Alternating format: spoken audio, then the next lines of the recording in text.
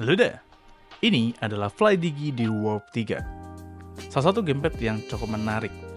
Dan jujur aja, ini gamepad sebenarnya berani banget. Karena dia tuh harganya cukup bersaing dengan beberapa gamepad di marketplace yang kalau cuman kita lihat dari spek dan fitur yang dia punya, di Warp 3 ini terlihat biasa aja.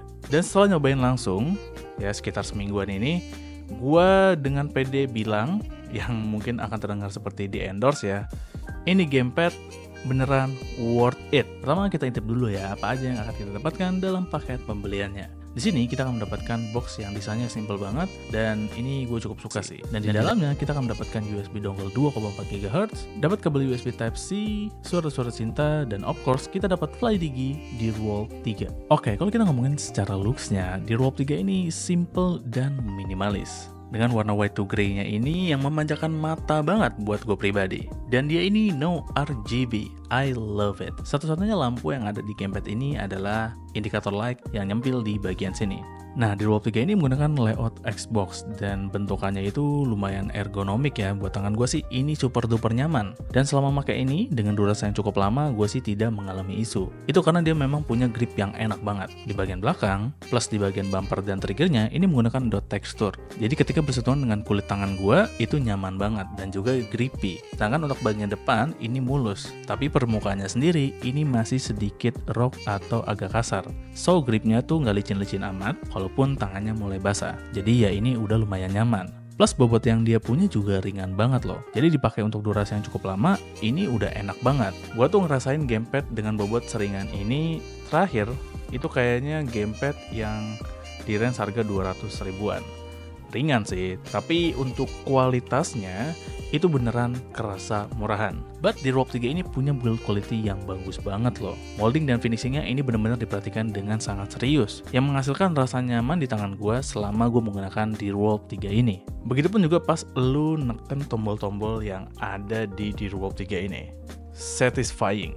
Terutama di padnya ini. Dia ini mechanical, suaranya satisfying banget. Dan ini pun menghasilkan feedback klik yang konsisten. Untuk sebagian gamer, mungkin ini adalah salah satu fitur yang cukup spesial. Tapi, buat gue pribadi sebagai orang yang sering main game-game casual yang notabene menggunakan joystick, gue merasa ini nggak mechanical juga nggak apa-apa. Jadi nggak merasa spesial banget lah. Malah gue merasa sayang banget karena action buttonnya atau tombol XYIB-nya ini masih membrane. Tapi walaupun membrane, ini lumayan beda loh feel-nya. Jadi dia tuh memang didesain untuk membrane yang cukup beda dibanding gamepad kebanyakan. Jadi pas dipencet itu kerasa tactile-nya, feedback kliknya pun juga lumayan konsisten. Beda dengan membrane yang biasa. Yang dimana kalau sebagian kita rasain, pas kita pencet itu agak mendem sepersekian detik sebelum naik ke atas lagi. You know what I mean, right?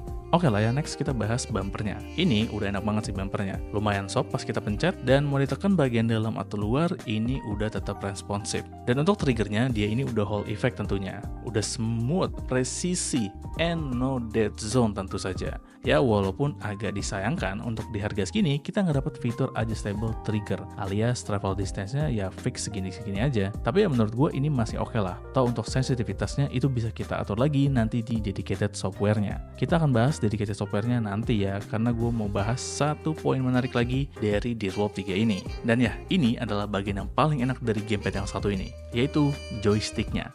Ini adalah joystick tersmooth yang pernah gue rasain untuk sebuah gamepad yang harganya under sejuta. Jadi dia tuh joysticknya pakai sistem leveler, jadi ngasih sensasi yang smooth banget. Palingan dia tuh pas dipencet agak kerasa mendem sih, atau ya kurang kerasa klik gitu yang gue rasain. Semoga ini di unit gue doang ya, atau mungkin kalian ngerasain, nanti komen aja. Dan ya FlyDigi ini cukup serius ngedesain bagian joysticknya, dan hasilnya ini benar-benar memuaskan sih. And of course di test circularity ini average errornya udah di 0,1 atau 2%. Mantap. Dan satu lagi bagian yang menarik adalah ini bisa dicopot pasang. Jadi bagian ini enak banget buat diganti kalau misalnya suatu saat joysticknya itu aus atau mengalami isu-isu lainnya.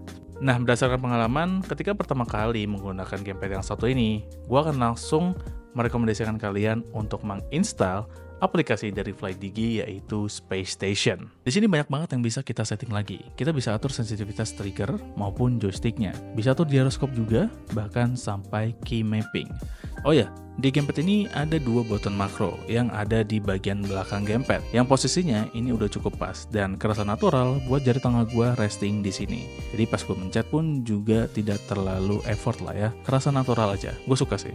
Dan di tengahnya di sini ada switch untuk mengganti mode. Jadi di Rob 3 ini udah triple connection ya, dan gamepad yang satu ini kompatibel dengan PC, Android dan juga Nintendo Switch. Untuk polling rate-nya dia ini up to 1000 Hz di wired mode dan juga dongle 2,4 GHz. Sedangkan di Bluetooth-nya ini hanya 125 Hz, dan ini dia hasil input lag comparison-nya.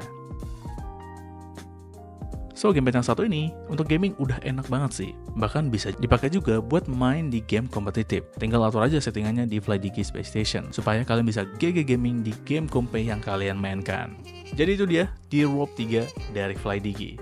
Untuk harga yang mungkin cukup bersaing dan buat kalian mikir-mikir apakah ini gamer emang worth it atau enggak, dari gue pribadi worth it banget, terutama bagi kalian yang mungkin mau gaming dengan durasi yang cukup lama, karena dia punya bobot yang ringan, grip yang enak, dan segala tombolnya yang dia punya itu beneran kerasa natural dan nggak bikin cepat capek. Untuk e-sport juga masih cukup oke lah, karena trigger dan ininya, joysticknya itu bener-bener cocok banget buat game kompe.